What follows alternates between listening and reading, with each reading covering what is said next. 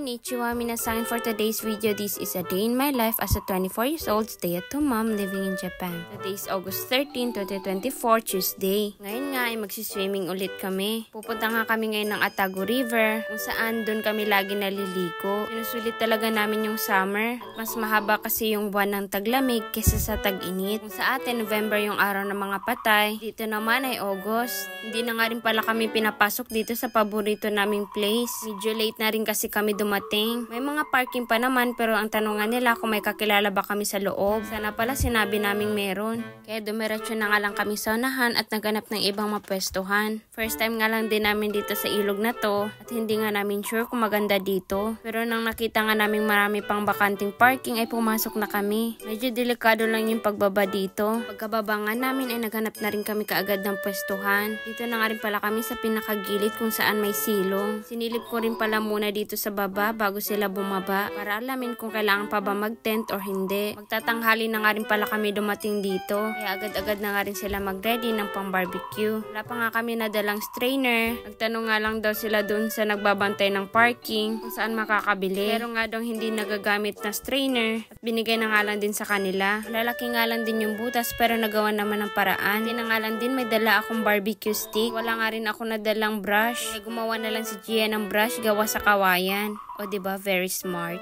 Ako din pala nag-ready ng barbecue na yan bago ako natulog kagabi. Tapos nagtulong-tulong na nga rin kami sa pag-barbecue para mabilis nga maluto. At nauna na nga rin si Ethan at si Dada na maglublob sa tubig. At sinamahan ko naman sila ng saglit. At nung umahon na nga sila, ay biningisan ko rin kaagad si Ethan. At nung matapos na nga lutuin yung barbecue, sabay-sabay na nga rin kami kumain. Yung ilog nga pala na to, hindi rin kalinisan. Mas maganda nga doon talaga sa Taki. Kaya next time, magahan na nga namin doon para makapasok kami. Yung ilog nga na to ay parehas lang din doon sa malapit sa amin. Pero mas lamang lang to kasi may silong. Yun naman ay open space. At nung napatulugan ni ate si Ethan, nauna na ako maglublob doon sa ilog. At pagbalik ko nga ay sakto namang nagising si Ethan. Sobrang haba na nga rin pala ng buhok niya. Kapag gumigising siya ay nagpo-fly away yung mga hair niya. Maya-maya nga rin ay dumating nga din tong friend nila ate ko na may partner na Brazilian. At may dala nga silang beef kaya yun naman yung sunod na niluto. Buti na nga lang din ay may uling pa. At ito nga yung iba pa nilang niluto. At napagtripan na naman si Ethan ng dada niya.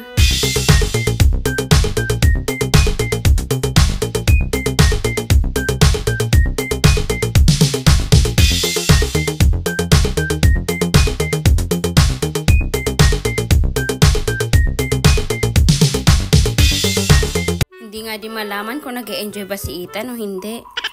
Ganitong lumalabas pala kami, si ate lang yung nakakapagpatulog kay Ethan. Kaya nakikita nyo na laging buhat ni ate si Ethan pagtulog.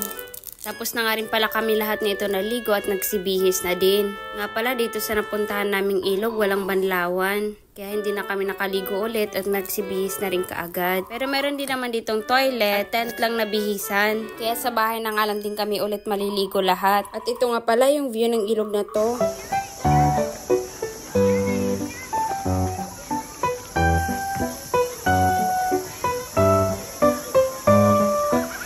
Don't forget to follow our page. That's for today's video. Thank you for watching. Mata ne!